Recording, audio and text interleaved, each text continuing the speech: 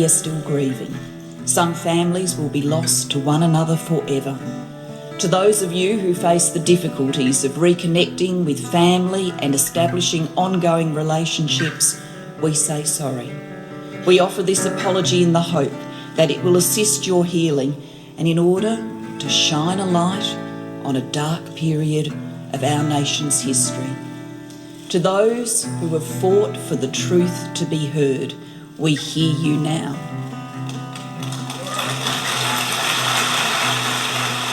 You're listening to Adopt Perspective Podcast, a podcast for anyone affected by adoption.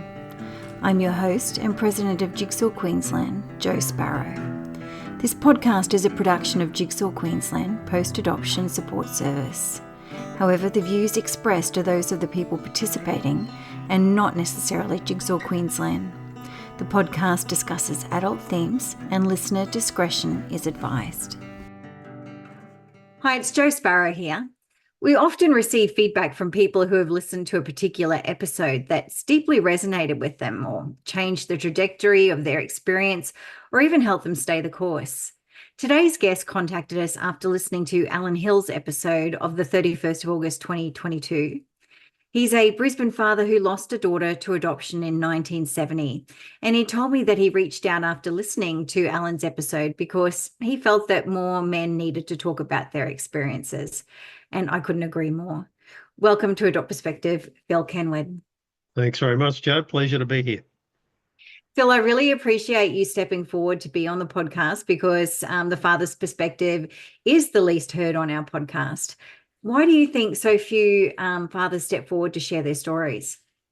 Well, I've thought about it over the past week since we were in contact, and I was thinking there must actually be thousands of men out there who don't talk about it.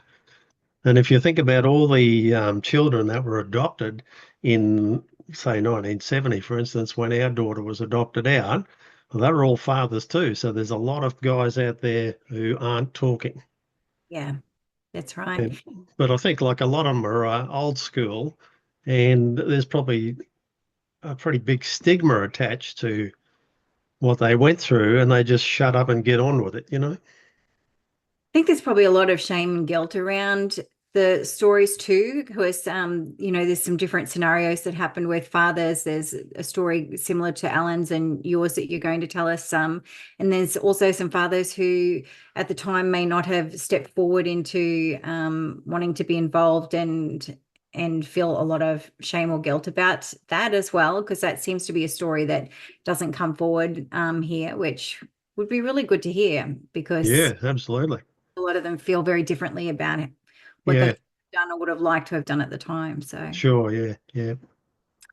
So, Phil, could you take us back to 1970 and tell us a bit about what life looked like for you when you discovered that you were going to become a father? Well, I was fresh out of high school at 16, and I just started an apprenticeship as a fitter and turner. I used to work at a place with my dad in a big factory.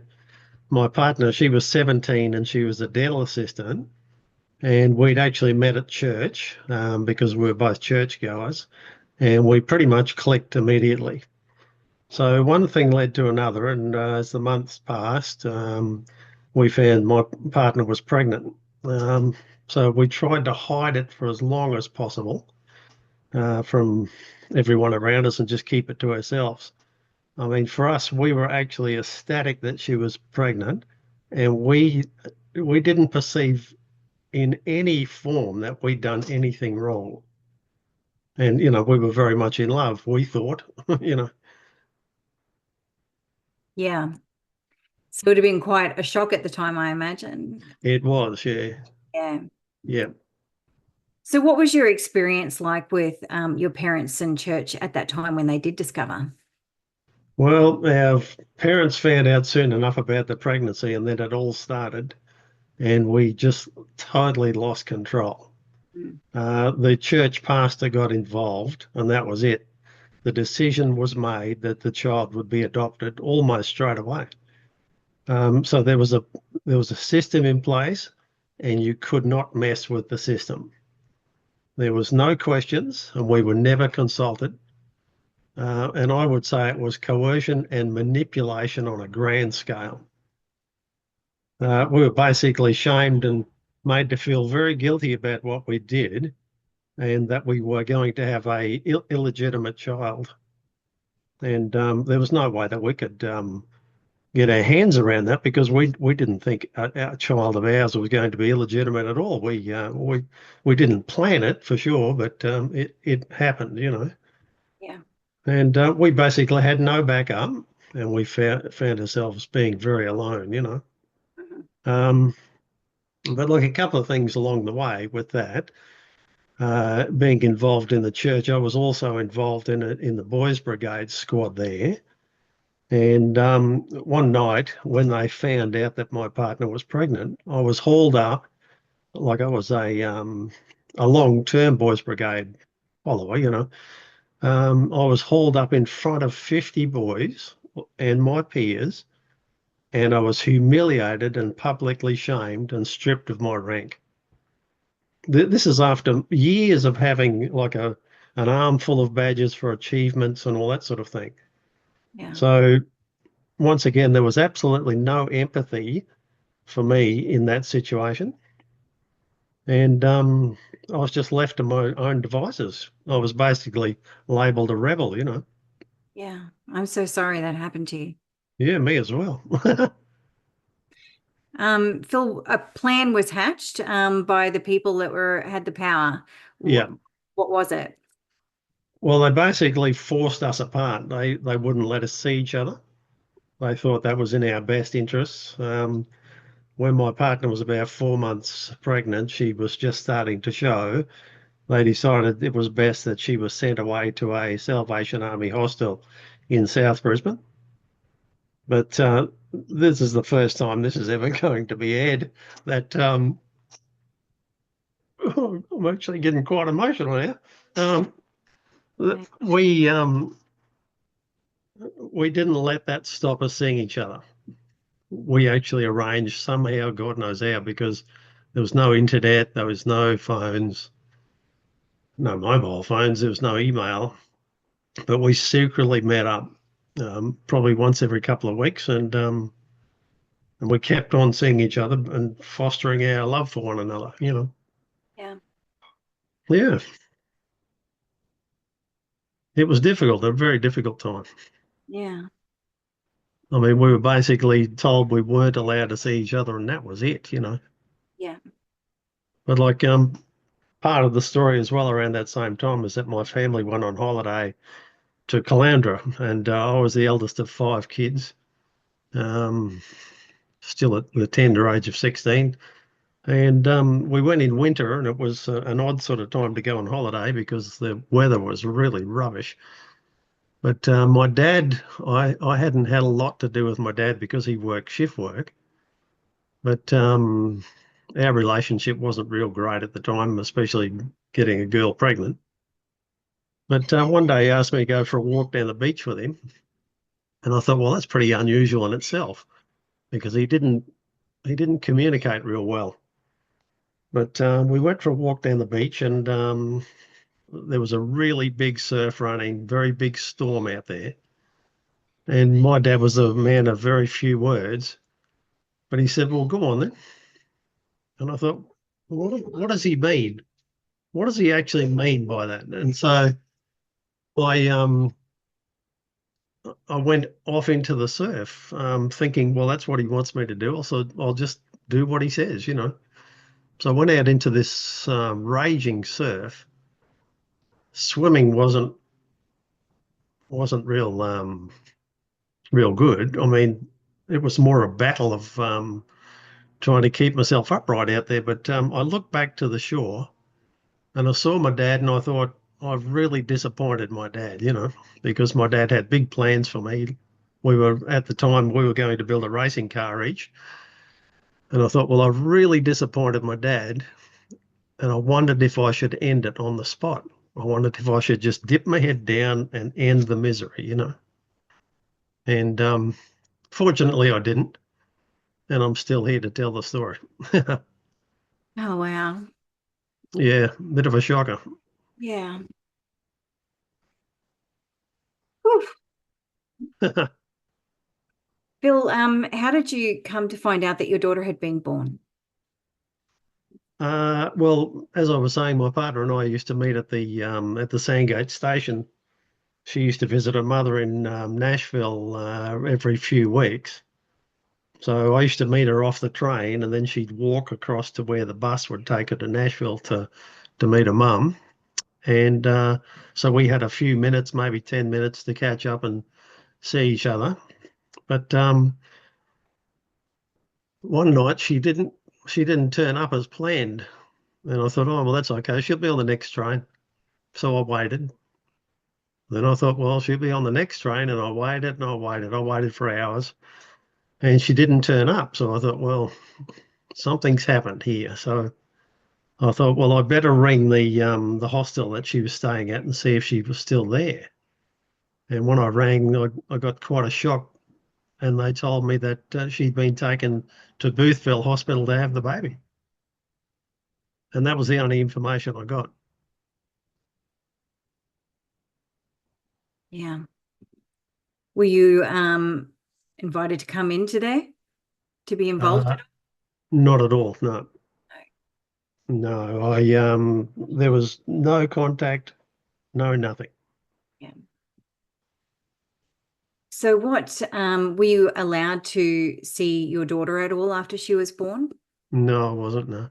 Yeah. I was apparently not even supposed to go to Boothville, but the following night after I found out that she'd had the baby, I thought, well, I'm going to go into Boothville.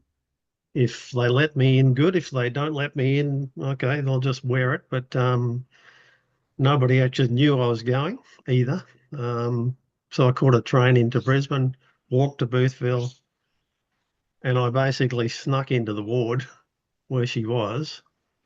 I found her, and she was surrounded by 3 or 4 other girls who were all having babies at various stages, and all of them were being adopted. But I basically found my partner, and we talked, and she had already signed the adoption papers that day. So she was basically forced to sign them. So, and we were both in a state of shock at the time. I mean, my partner told me that we'd had a daughter, that she was a beautiful girl, and that what her weight was and all that sort of thing. But I mean, all of the time, we were clinging on to something that we might be able to foster the baby out. Maybe someone would step up and help us. Maybe there was some way that we didn't have to give away our daughter, but it was completely out of our hands. Yeah. So what happened after the adoption? Well, my partner was in Boothville for about 3 days. Apparently, she was given our daughter at one stage to give her a feed with a bottle. And apparently that was a mistake. She should have never been given the baby. Somebody gave her the baby by mistake and said, well, it's your baby, you can feed her. But then she was quickly whisked away and said, well, you shouldn't have been feeding her because you shouldn't have been seeing her. So my partner left Boothville after about 3 days and went home. I think we contacted each other by mail. We used to write each other letters. And about 3 months after she came out of Boothville, her mother knew that we were still in contact. So she said, well, would you like to start seeing each other again? So we started seeing each other again, and then 2 years after the adoption, we got married. And 10 years after that, we started a family and had twin girls and a son. Yeah. So how did the adoption affect your lives together? Well, it left a huge mark. We were back together, but there was definitely something missing in our lives. We basically told no one, and we closed ranks. No one asked us either. It was just swept away. And I can remember people saying to us at the time, you'll forget this, you'll just get over it. but we didn't. It never ever leaves you giving up a child, and it's a bit like giving up someone losing someone to death, you know. But it's actually affected the way that I deal with everyone and everything and how I interact with people. I basically don't trust anyone. Um, and I turned into a real loner at the time, and I probably still am a bit of a one. Yeah. Did it impact your relationship with your partner? It certainly did. We were pretty tight, and we didn't let anyone in back then. Um, so, like 2 years after the birth, I finished my apprenticeship as a fitter and turner, and we actually left to go overseas. So we were basically running away. We were trying to get away from the pain, you know. So we travelled for 4.5 years. We went to New Zealand for about 2 years, and then we went to England for 2.5. And I mean, it's interesting. My partner was badly affected by all of the carryings on that went on and giving a baby up. But we basically presented a good face to people, you know. I guess being overseas, we could leave a bit of that behind and just try and get on and get on with our lives, you know.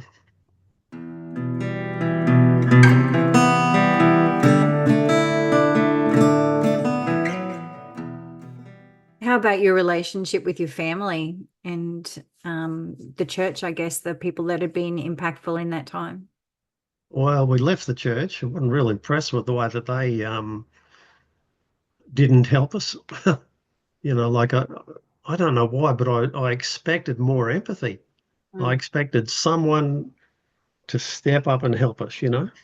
We often uh, went back and said, well, if just one person had have stepped up and helped us, then we might have been able to keep our baby, somehow work it out, you know. I mean, we were both working at the time. I was a fitter and turner, she was a dental assistant, so we had money coming in. We just needed someone to support us. But we basically put the walls up. It was us against them. Um, and that was the way that we dealt with it, you know. Yeah. It's it gave me goosebumps because I just think in so many people's lives, if just one person had been supportive and helped, there'd be so few adoptions that occurred during that period, in that forced adoption period, just one supportive person. Absolutely, yeah. And what that sort of amazed me that, particularly in the church, that no one stepped up. Yeah. You know, there was just no empathy whatsoever. Yeah. Do you think that the adoption of your daughter impacted how you parented your 3 later children? It certainly did, yeah. I really, really valued having our other kids, and I still do.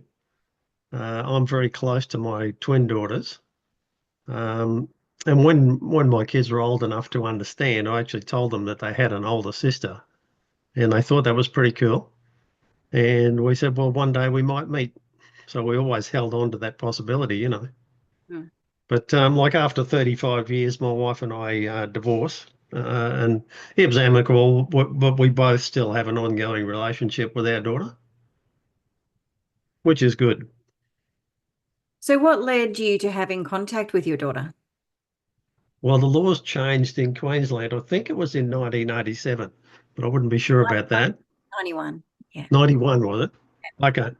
But that allowed three-way contact. So her adoptive parents agreed, we agreed, and she agreed. So we basically got in touch with the Department of Children's Services, and they put us in touch with her.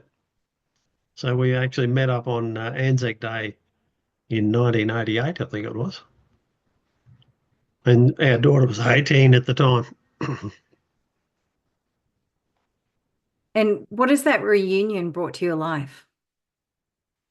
Well, it's interesting because 36 years have passed since then, but it seems like yesterday. And on the day of our reunion, we sat and talked for hours in the Botanic Gardens in the city. And we asked her if she'd actually like to meet her brothers and sisters, which she was a little bit surprised and taken back by that. But she did come home with us, and she actually met her siblings.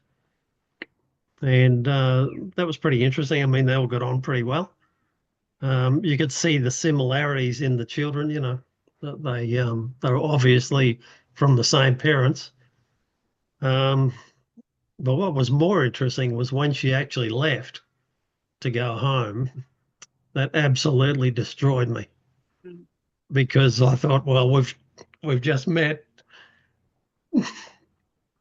and I didn't want to ever lose her again.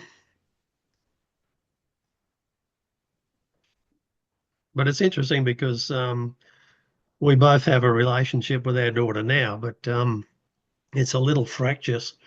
It's not easy. It's not as easy as one would imagine. I was thinking the other day, for me, I've actually loved my daughter since her conception. And but for her, she's only known me as a guy since she was 18. So, you know, it's something you have to try and build. But I mean, for us, it's that 18 years is something that you never ever get back. That's it, is shared genetics, but no shared history. And then That's exactly right. you lose a baby and you gain back an adult and who's got their own life and perhaps competing loyalties, and it's difficult to slot everything back in. Oh, absolutely. It's difficult to know exactly where you fit. Yeah. Yeah. What types of support, if any, have you sought, or other things have you tried and found helpful as you work to heal?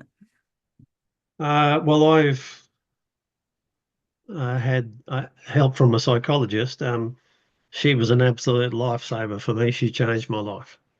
I suffered from anxiety for years, especially after the birth of a child, and she helped me to deal with that. But also, much later in life, like about 15 years ago, I became a yoga teacher, and that's helped me to find calm for myself and actually to help others. And like in that vein, I'm a male yoga teacher, so that's a little unusual because it's mostly dominated by females. But I find there is a real need for guys, you know, to find yoga and find some calm, Yeah. find some peace, you know. Absolutely. Like, I feel myself, the one thing that keeps coming up in my life over and over again is that my stress cortisol levels, they just don't operate the way they should. So, you know, if something happens in my life that sort of triggers something off, everything in my body goes out of whack. So my Oh, absolutely. blood glucose goes out of whack. I have thyroid issues, that goes out of whack. Everything that was calm stops being calm in my body. And Yeah, I yeah. keep getting it suggested that meditation or yoga is something, you know, and what's the thing that I don't lean into? It's meditation and like yoga, even though I enjoy it Yeah. when I do it. Yeah, yeah. Yeah. So I'm not surprising to hear that you found that really helpful. Absolutely. Yeah. I find yoga fabulous. Yeah. Yeah. But like just speaking of your stress levels, like something that really, really affected me recently, and it hit me like a bus, was that we went to our daughter's adoptive father's funeral. Now, we were there to support our daughter. It was a pretty hard day. But the biggest thing that affected me was that they had a slideshow on the wall showing photos of the family. Now, that was all cool. I didn't mind that at all, but just seeing pictures that I've never seen before of my daughter just hit me like an absolute bus. And I couldn't believe the feelings. I mean, it just crushed me to be able to see such a beautiful child growing up. And I kept on thinking I could have brought her up. Yeah. It just destroyed me. Yeah. When I met my mother for the first time, actually, it was the second time I met her. We met alone the first time, and then stupidly, in hindsight, I had her come over to my adoptive parents' place for my 20th birthday party. Right. And, so it was just all family, but my adoptive mother had put together a photo album for her of all of my photos, and I actually wrote about the experience of watching her, looking at them and realizing how traumatic that might have been for her to look through 20 years of my life that she wasn't involved with, and having the adoptive mother be the one that's presenting that to her. And then I was just so desperately uncomfortable watching them look through it together. Oh, I bet, yeah. Yeah. Oh, I can imagine, yeah. Yeah. Yeah, we've done a very similar thing when we first met our daughter. The adoptive parents gave us a whole lot of negatives of photos and said, well, just go ahead and get as many as you want. And I printed out hundreds of them, because we were trying to catch up on her life. Yeah. I mean, she had a lovely life. She was brought up on Stradbroke Island. What a lovely place to live. And our adoptive parents were the most beautiful people I've ever met. They Yeah. were lovely. Yeah, and just thinking about that from the reverse side too, Phil, is I remember going back to my mother's place the day I met her, and I met my brother, and we sat down and she had some photo albums of her family as well. And I Mm, remember seeing young photos of her, and then there was photos of her once she sort of got married and had my brother, and photos of her pregnant. And there was this obvious gap in time within yeah, those photo albums, which is where I yeah, would have existed. And I remember being absolutely. impacted Yeah. by that too. Yeah. Hmm. Yeah, I'll bet. Yeah. Yeah, interesting. Yeah. So what did the Queensland and national apologies for forced adoption mean to you? Were you aware of them at the time when they happened? I wasn't aware of them at the time, and I've actually looked them up recently. And I listened to Julia Gillard, and I listened to the Queensland Premier. I can't think of his name Campbell at Newman. Campbell Newman, and I didn't think much of them. I actually thought it was all just words. Mhm. And I thought, well, I have zero trust in bureaucrats in suits anyway. So, Yeah. what I would really like is an apology from all those people that caused us a lot of pain back then. But I've just resigned myself that's never ever going to happen. Mhm. Yeah. Alan Yeah, said something similar. He said it didn't mean much to him because it wasn't the actual people that had acted against their best interests. exactly. Yeah, yeah, true. So what would you like people to understand about the impacts of adoption on fathers? Well, I guess that there is the other side of the story. Like I think I looked up the other day that there was 10,000 babies adopted in 1970 in Australia. I'm not sure if that was in Australia or just in As in, Queensland. yeah, that was in Australia, and it was, 70 to 71. Yeah, yeah, It was close to, it was about 9,700 and something. Yeah. that's right. Yeah, exactly. But like that means that there was also 10,000 fathers out there, and no one's listening to them, or no one's hearing their stories, or they're just hiding. But like for me, it's been 54 years basically of trauma.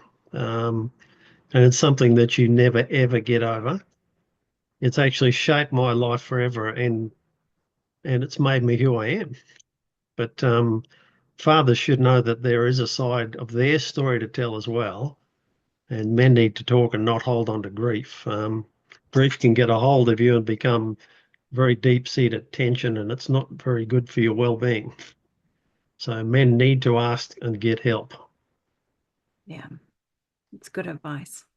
Yeah, Phil, thank you so much for sharing your story with us today. I know there's going to be many people who listen. Maybe some fathers are going to listen and be impacted as you were about Alan's episode. And for some, it might make a profound difference in their lives. So thank you so much. not a problem. It's an absolute pleasure. And if I can help someone, then that's the job done. And thank you to our listeners for joining us. And I'll pop up some relevant links on the podcast notes page. And meanwhile, if you have a story that you'd like to share with us and you'd like to be interviewed for the podcast, jump onto the main podcast page of the Jigsaw Queensland website and complete the prospective guest form that you'll find there. And note that Adopt Perspective can be listened to by people all over the world. Bye for now. Thanks for listening to the Adopt Perspective podcast. If you'd like to find out more, go to the podcast page on www.jigsawqueensland.com. and you'll find a wealth of information and resources on the website. If you reside in Queensland, you can reach Jigsaw Queensland's Forced Adoption Support Service on toll-free 1800 210313, or you can call Jigsaw on 07 33 58 6666. If you live in another state of Australia, you can still call the Forced Adoption Support Service number, and your call will be answered by the Forced Adoption Support Service in the state that you are calling from. In every other state, Relationships Australia operates this service. A big thank you to Matt Sparrow for composing and recording our original theme music. Until next time, I'm Jo Sparrow saying farewell from Adopt Perspective, a podcast for anyone affected by adoption.